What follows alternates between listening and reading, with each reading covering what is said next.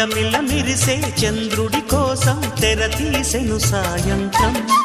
జోలగా లాలించగా నీ నీడ దొరికింది, కమ్మగా కలలీయగా నీ తోడు నాకుంది. ఎదవిల్లును వంచిన వాడే నీ రాముడు అన్నది మనసే, గుడి తలుపులు తీయక ముందే వరమిచ్చెను దేవత ఎదురై. నీదే ఆచని నిజమేనా జాబిలి, కిలకిల నవ్వే కోయిల కోసం వచ్చింది.